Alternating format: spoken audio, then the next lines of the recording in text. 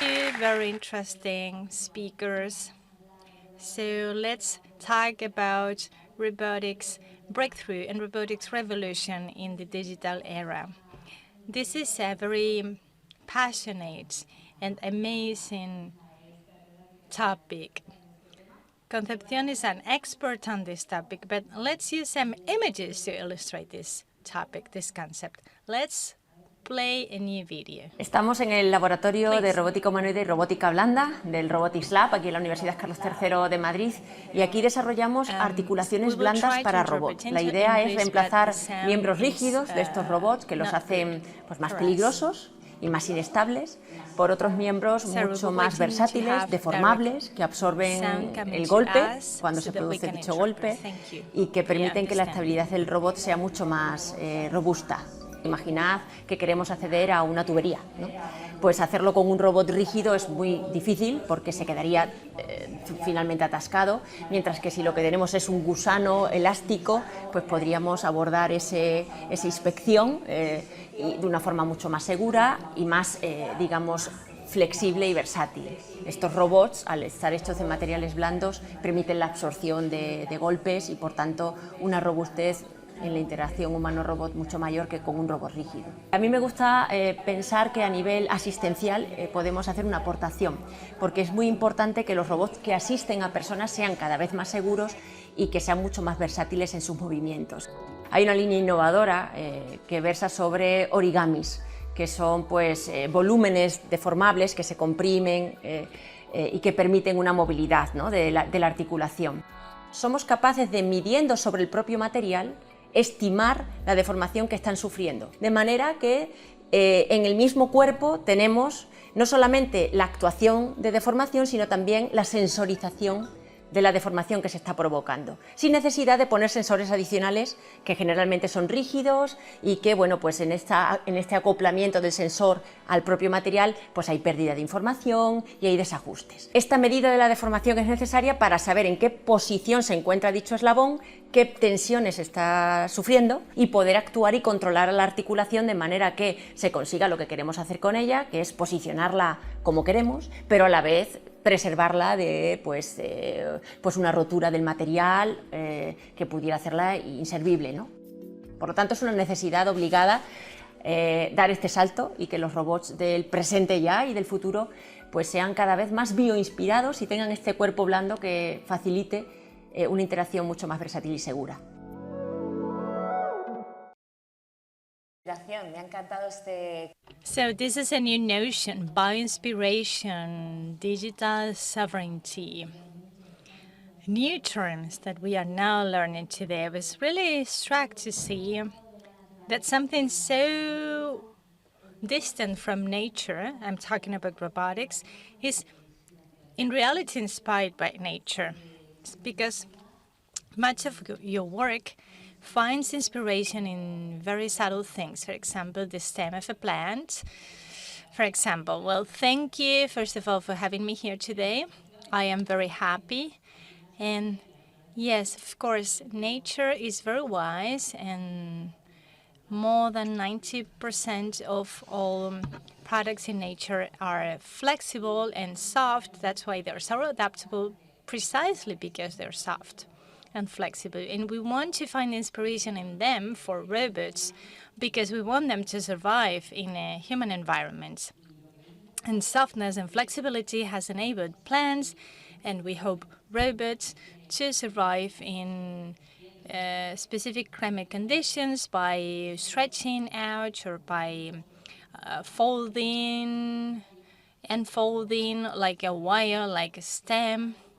You can make them shrink and then stretch out again with foam memory or shape memory. And that is what we want to emulate in our robots. They look like tendons, artificial tendons, right? But they can, for example, fold and unfold an arm when there is an exoskeleton through wires from a wrist to a shoulder, and when you apply heat, you can fold your arm or you can unfold it when heat is no longer applied. So we call them smart materials per se. They are intrinsically smart. And by managing the climate conditions or the environmental conditions, we can control that type of robots. It's like they are like a specific intelligence because they can react to heat, cold, certain external stimuli. So they are like kind of smart. And yes, even we have some self-healing materials. I don't know if you've heard about them. They are self-healing because when they crack, they can heal themselves. They can self-heal if they are under a specific process, heat or hydrogels with water, and they heal. And there are some edible robots, like something that you can swallow and they will heal you from inside. Yes, these are materials that have certain drugs inside, or even sensors that by swallowing them, by eating them, they can act on certain specific parts of your body. They can release the drug, or they can act within your body. For example, with they're very useful for children. If they have trouble eating, you can put them into a gummy bear, and they are swallowing a drug. Instead of disguising them in a spoonful of soup, you can hide them in a gummy bear so they can eat them easily. So this is a revolution in terms of robotics in the digital era. The first component of this robotic revolution is, for you, flexible robotics or soft robotics. But Guillem, you're working on Robocat. We're talking about robotics, sustainable robotics. Yes, Robocat. Well, first of all, thank you for having me here today, of course. Thank you for giving me the opportunity to represent the International Communication Union and president of Robocat, which is a championship in educational robotics.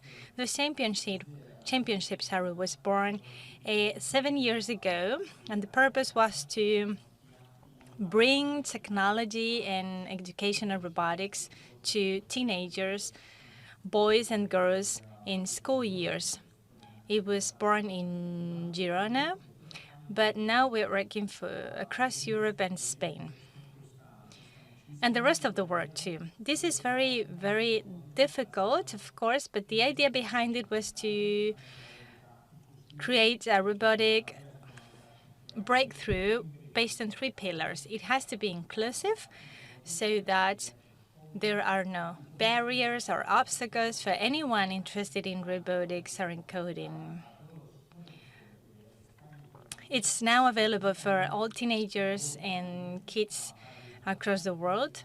The second pillar is that it has to be free, or creativity has no boundaries, so it is not linked to a specific provider or brand. It has to be completely free.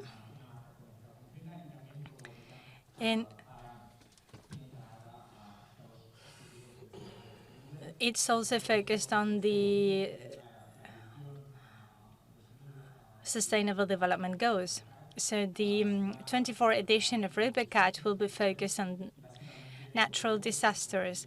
Robots that will be competing on, it's like a game board, and they will have to solve a specific problem. For example, there's an earthquake, a building will collapse randomly, is in real life, so they have to solve it. They have to solve that challenge, that problem.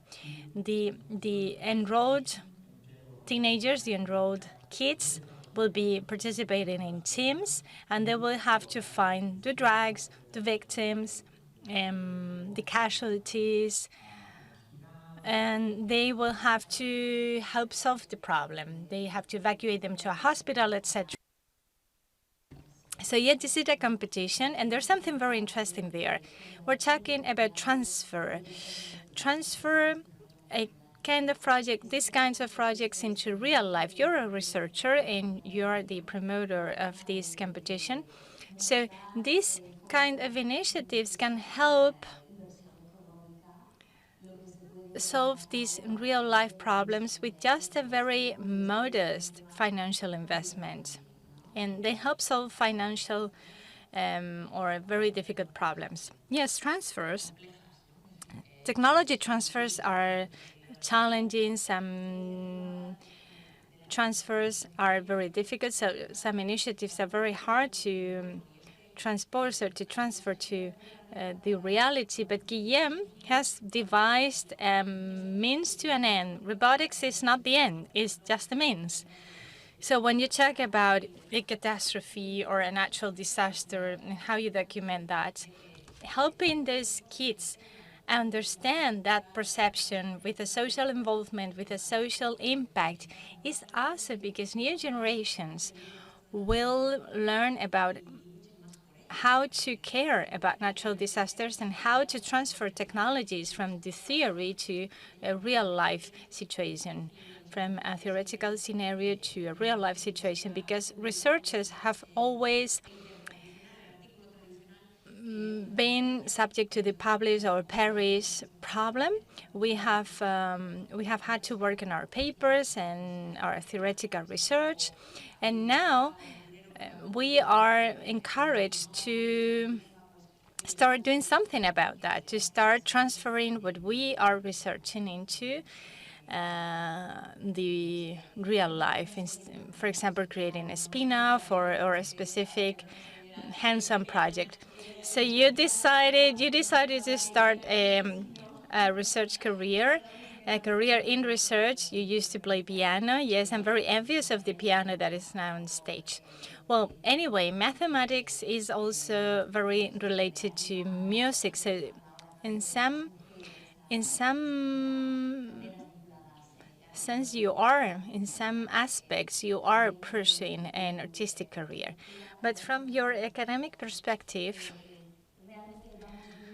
you can see that people are now, there are more women, more young women are starting to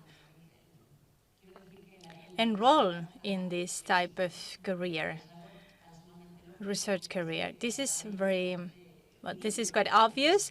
So sometimes I feel ridiculous talking about it, but we have to remind ourselves of the fact that women have to get involved in all areas of society, especially when we talk about science, technology, or especially technology or robotics. If we want to have more granularity, diversity is a must, because we are creating machines that will be making decisions on our behalf, that will be interacting with us. So we have to invite and we have to make sure that we are representing all kinds of walks of life and all kinds of personalities. Yeah, even the narcissists that we were talking about in the previous interview. All sensitivities and all personalities have to be there, have to be invited, have to play in this equation. That's why it has to be inclusive. Yes, of course, Robocat and the initiative that we will be talking about later are really all about inclusion, robotics and artificial intelligence that has to be inclusive for men and women, and also for all the countries in the world to be fully represented. So in the new Robocat edition, you said that you will be working on natural disasters, and I would like you to give us some examples and some wonderful ideas on how robotics and artificial intelligence is being applied on natural disasters. For example, 2 weeks ago, there was an earthquake in Morocco. As you know, and there is a growing community of people who specialize in robotics for natural disasters. And I received a text from one of them. They wanted to get in touch with the United Nations agency that works on natural disaster relief and humanitarian aid. This technology is at our fingertips. For example, there will be drones identifying casualties and victims of the earthquake, or the areas where the earthquake has been specifically or especially intense.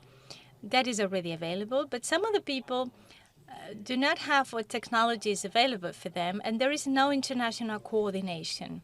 So we are working on that and coordinating all the available agencies and all the available means so that we can act on it immediately, because every minute counts.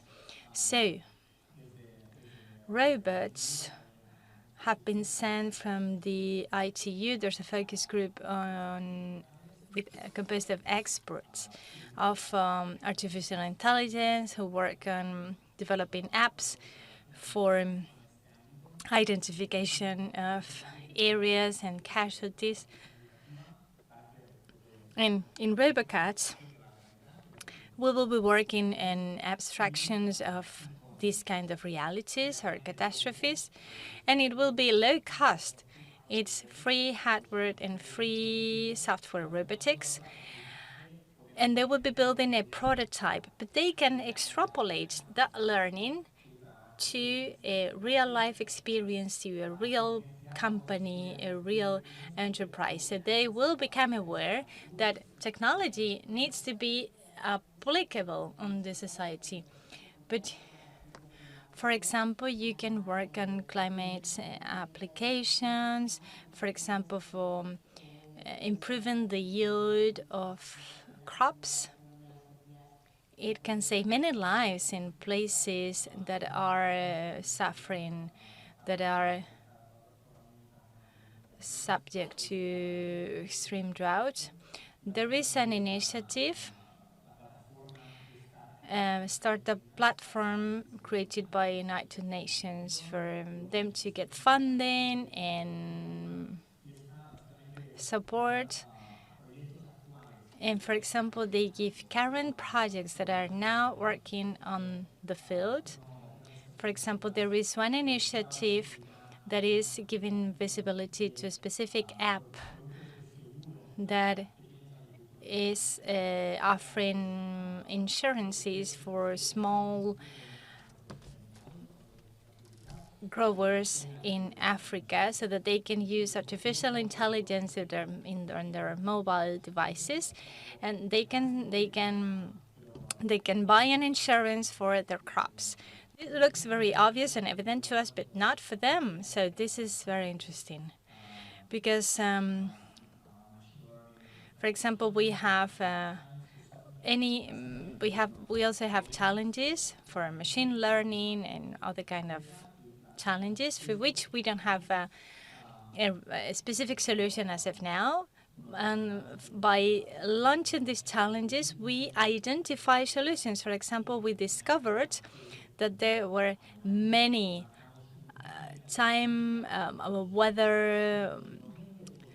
weather registration or weather recording stations in Africa, the same number in Africa than in Germany. So we decided to give more of these weather stations to specific areas in Africa so that they can detect some threats and some challenges that will become a problem for them well in advance, as we are used to doing in Europe. We are now using only 10% into achieving the Sustainable Development Goals. Last week there was the assembly in New York to talk about the SDGs, and they've decided to use robotics and artificial intelligence to solve some of the pending challenges, of the outstanding challenges, to make the most of it. So we can use AI for Good platforms, this kind of platforms that were really created to serve this purpose. We'll be talking about artificial intelligence and many more of the ideas that you've been mentioning. But I would like to know how these artificial intelligence is being used in the designing the humanoid robots. We were seeing Theo. I'm especially fond of it because my son's name is Theo. How are you using artificial intelligence in motion, in the designing of and how this robot moves, how it motions? Rigidity is so useless. We want everything to be flexible and soft. So please talk about how you've been working how you're making to act more gracefully or flexibly or softly, how to make it motion like a human. We are trying to give these specific skills to our robots. In my lab, artificial intelligence is being applied to a specific purpose. We're not working on chatbots or things like that, or robots used for trading. No, everything relates to emulating the human body and how the human body works. For example, if we are creating a humanoid robot, we want it not to trip over something when it walks around, or if we're talking about a robot that is inspecting or perusing or stretching its arm in order to find something under a pile of rocks. For example, in a catastrophe, this is an intelligence that is closely linked to the hardware component. So that is a specific type of artificial intelligence that is closely related to the bodily part, to the body motion. It is closely linked to the decisions made by the body and the artificial behind it, the intelligence behind it. But you're talking about caring robotics,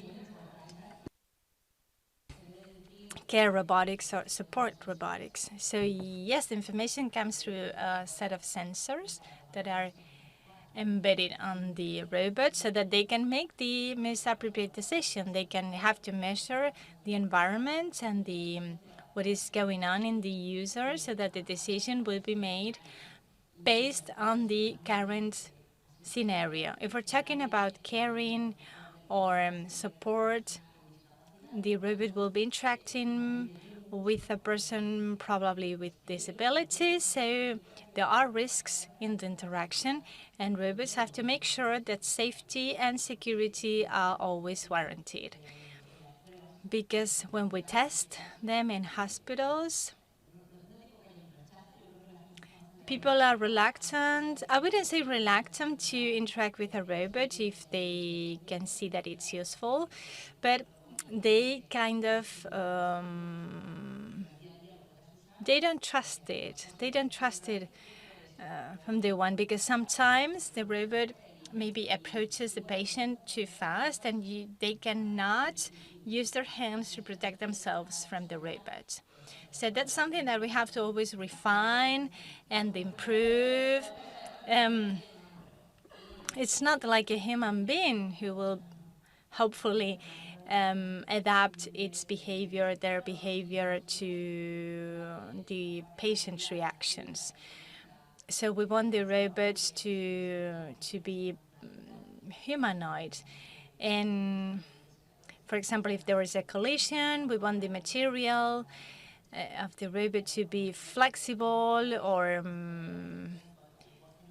resistant to random impacts or hits. We were seeing in the video robotics being applied to something so delicate, nature, plants, etc. This is fascinating.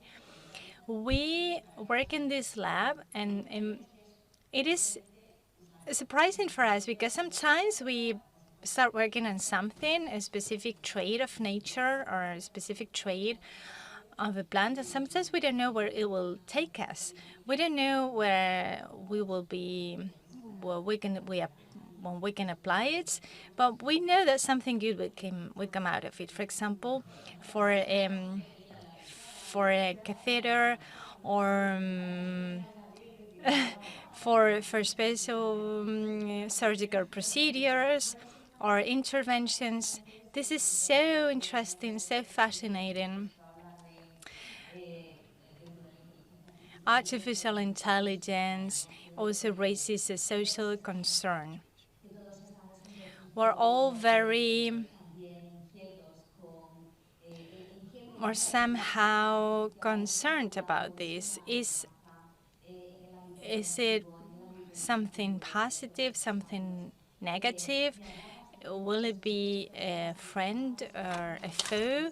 Or you were talking about regulations. We need for it to be regulated. We need a legal framework to put some boundaries or limits on it. Yes, this is something that is high on the agenda since ChatGPT was officially launched in November last year, when the public opinion started to use it. But I figured it's an initiative that was launched 5 years ago. It's like a networking platform that links people working on these technologies with people with special problems or needs. For example, patients in a hospital, or people with special needs or disabilities.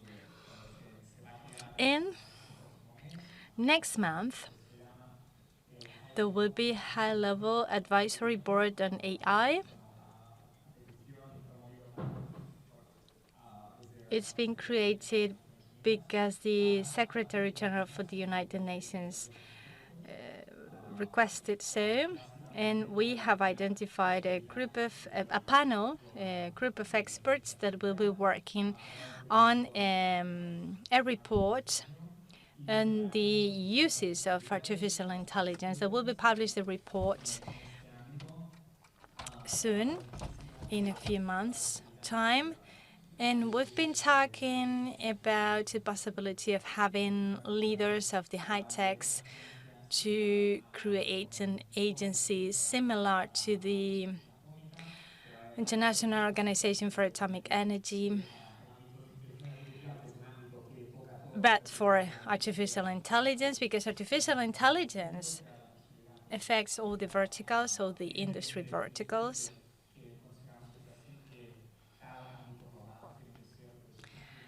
But we think that if it is a global concern, it has to be under the scope of the United Nations agency, because it really cares for the whole population, the whole world, and it will include academia, the industry, all aspects and all sectors. So we have to be attractive both from the global south and the global north, with many different sensitivities. This is really interesting. Regulation is a hot topic. And this section called digital sovereignty under construction, this under construction is so important because we are really under construction. The new world order is under construction.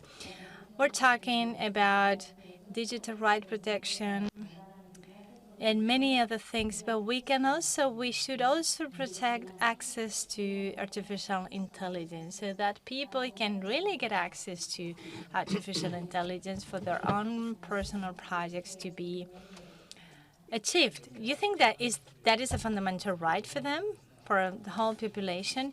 Yes, everybody should be really well aware and adequately informed. That should be well informed, because artificial intelligence is based on data. Those who have the power are those who own the data. So we need to find initiatives for the data to really serve a public purpose, public interest purpose. So it is not an end, but a means for social advancement. And that's precisely what we need to work on, and that's what we do from the UN. I think that it's also very interesting to see how AI is impacting education. We all know how harmful ChatGPT is to assignments in schools. So what do you do in the classroom? Since the AI arrived, what are you doing? You cannot forbid it. No, we need to integrate it. We need to take it in. I think I'm quite lucky because the subjects I teach are very hands-on, so you have to do things with cables and programming, and it's very practical. So students are face-to-face with the robots directly, so they cannot be shielded behind artificial intelligence. So what we do is to integrate those tools and run simulations so they can test the theory they've learned in class and learn more and reinforce what they've learned and underpin their knowledge. So in the end, part of the students' training needs to be directly in touch with technology. And it should go both ways. It is not only about getting information from a computer. It has to go both ways. And I know I'm lucky because in other subjects you cannot do that. And with oral exams, yes, and in many places they do oral exams. And that would be a possibility to test your students' skills directly. But it takes more time, more resources, and a more focused exam model. But it's also a good idea. We were discussing the special needs of students last night, and that's also a possibility to adapt the exams to the special needs of those people. And it needs to go both ways, like you said. If you have AI tools for programming or whatever, it can't be just something that you use the standard way. You have to ask yourself things, and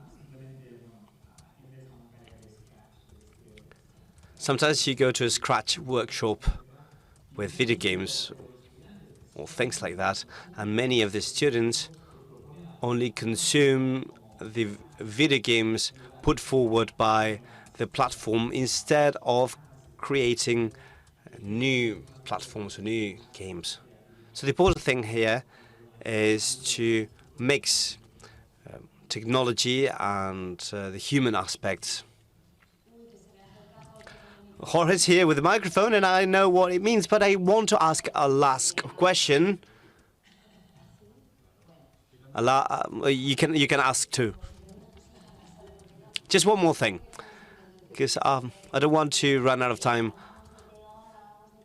We were speaking about your work, but Stephen, at the very beginning of his presentation, spoke about linking projects and ideas with those having the ability to fund those ideas. I would like to know more about the project you're working on existential robotics and the exoskeleton. Yeah, the one that's applied to the neck. Yes, it's a very. It's an idea that's at a very early stage. It's like a collar. It's a collar that works like an exoskeleton that monitors the moves of a person's head to either prevent certain moves and prevent injuries,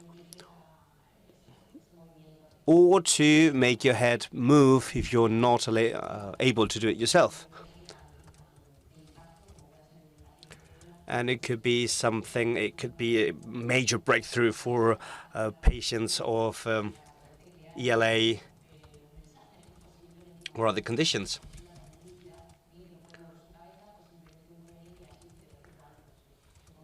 ALS patients would benefit from it much. And you do it from the neck and not from the head. That's quite interesting. Yes, because the way to articulate or to move your head is to do it from your neck. There are some other mechanisms that do it with a band around the head, but we think it's much more interesting to do it from the neck, and it's also very important when it comes to studying wheelchairs and other things. That's amazing, wonderful. We have wonderful researchers, and that's brilliant. And I'm sure you have 1,000 questions, especially those at the top, so Jorge has to go all the way up. Good morning, or well, good afternoon. I'm very interested. Well, my name is Genoveva Garcia, and I am promoting a women association in Malaga. Regarding what Concepción and Guillem said about making that technology more inclusive, at a congress in Andalusia with women, we were wondering what we could do against sex violence online. And AI came up, and we saw the piece of news of girls who've had AI-created naked bodies, and those pictures had been shared. Well, we would like to know what's being done with those cases, because women feel very unprotected and not very related to technology, or they don't feel that technology can help them or support them or help them prevent those that violence. When those fake pictures came up, there were some recommendations for platforms to have some kind of sign. You need to find balance. This is yet another type of misinformation, and it needs to be identified and signaled.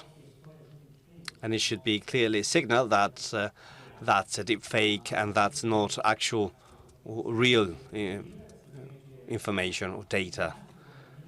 And then there is the discussion, do we need to remove that content, or we just need to signal it as wrong? There are different regulation directives in the EU. As a pioneer body that's negotiating the AI Act, that's they're going to come up with a protocol for those actions. And yes, that's a problem indeed. And like pieces of news that you might get, and they seem to be truthful.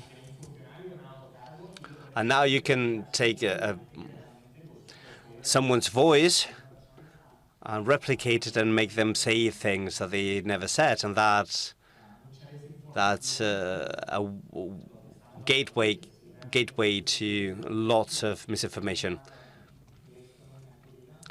If you have never heard anything about this technology, of course you're going to believe it, and you're going to think it's real.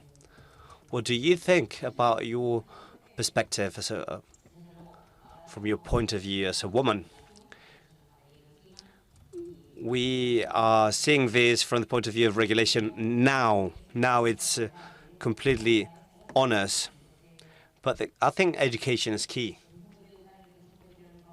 Same, just as you teach children that they're not supposed to litter, you have to teach them simple things like that, because everything is based on education, on being taught that that you can't do that. You can't share videos like that, right? Yes, and probably you can stop it from with education. I don't know how you can do this. This is a matter of values, and it's probably more convenient letting other people do this. But that's not something you can really control. So all you can do is to educate your children and let them know that this is not something you can share.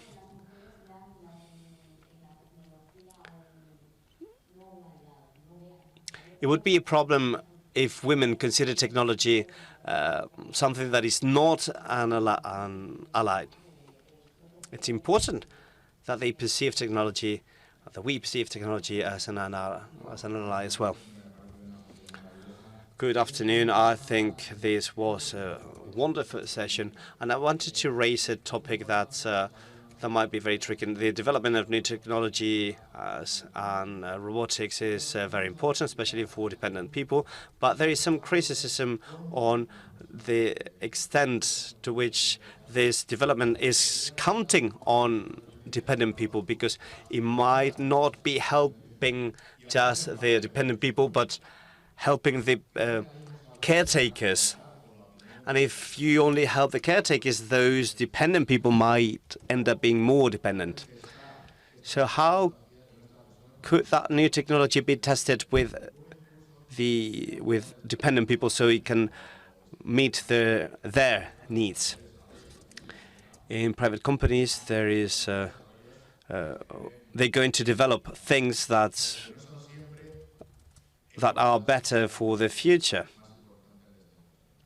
But they do not always focus on the needs of the user, the end user.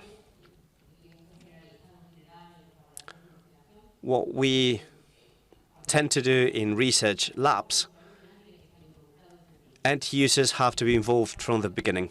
The first work package you submit has to have the tasks, the end client, among other features.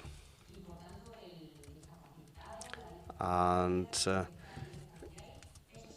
the disabled person must be at the core of this study. If it helps the caretaker, then that can also be good, and they should also participate in the study.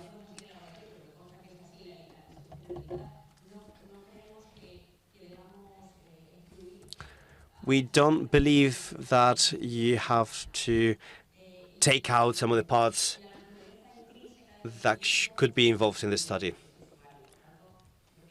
And end users are included from the very beginning, so there are no, actually, I don't think there are risks of them being left out. And the solutions we put forward are always an add-on. Their goal is not to remove the caretakers or the therapists or whoever the person is who has the information and the ability to improve things. We are trying to relieve some burden from the caretakers and improve the quality of the persons if some things can be done by a robot.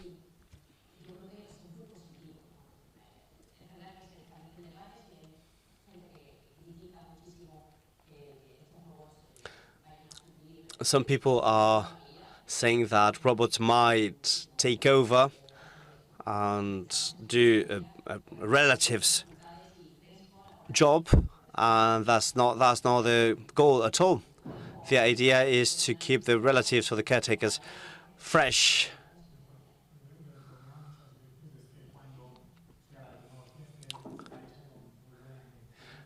Very often, the technology is done with the idea not to replace anyone, but it is true that often there is a possibility to remove the human part because of costs, and people might be replaced by machines, as it happens, and that's a very negative downside.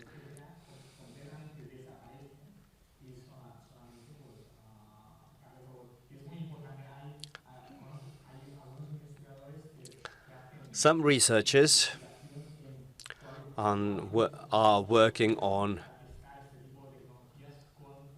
how these technologies can be tested with the actual patients. There's going to be a session at the UN on this matter, on cognitive robots for people with Alzheimer's or other neurodegenerative diseases.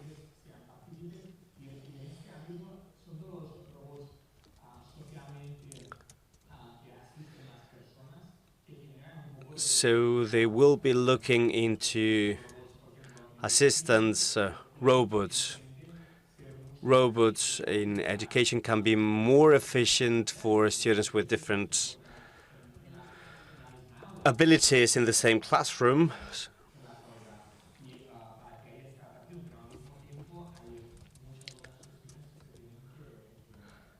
So there are many issues that we need to look into and verify before implementing certain technologies in the classroom. But it is not about looking the other way. When it comes to technology, it's about collaborating. Let's see if we have time for one more question. Two more. But you need to be brief, all of you. Also, you with your answers. You need to be super fast. I'm Begoña González, and I have a question for Guillem. I work in cooperation projects, and I'm very interested in using robotics in impoverished countries. So, yeah, well, I'll be very fast. Sorry. So how are you harnessing this technology so it is not a vertical transfer and you can empower people in developing countries and their governments? In AI for Good, we are promoting that developing countries have... Actually, all we do is open source.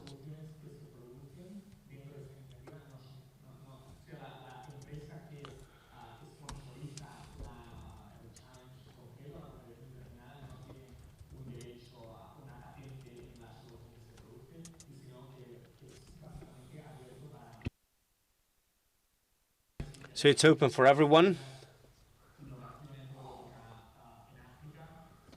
If you look at innovation in robotics in Africa, it is very reduced. And if you want to find professors developing solutions in robotics in different parts of the world, you won't find many. So we need more people, and we need more education at every level, more coordination as well.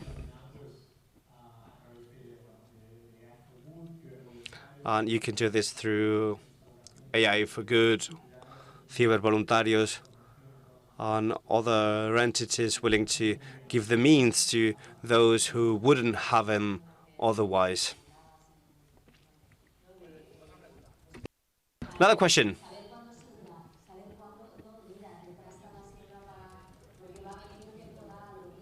So it could be used for many functionalities, such as knowing exactly when to saw. It's his turn. It's his turn. And he's got the right, just like you do. First of all, let me thank you for everything you're doing. And this is a question for all three of you. No, not all three. There's no time for that. It's for all three. Also for the journalist, she also has a right to respond. I don't know whether she knows about this, but in communication and marketing, we have been hearing, especially in the last weeks, we've been hearing that AI is going to take the jobs of copywriters and communication agencies and so on and so forth. I would like to know your point of view. What do you think about this? Well, I guess that basically what all these people will need to do is to use AI instead of working on the site. And that's the truth. At work, we use AI every day. ChatGPT, AI, all that. We use it, but we're not replacing ourselves. We are using new skills and new capacities. Same thing for creativity. You can combine music with AI, and it will be difficult to prevent that, because it's going to impact all of society, all of it. AI for good sounds very good, but there are many topics, such as the job loss, that are important. There are studies saying that millions of jobs will disappear in the next years, but millions of other jobs will appear as well. But you need to be young people updated and using this both ways.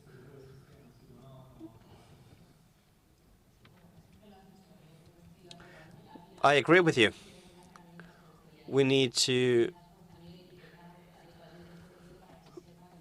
bring on those tools to our daily lives.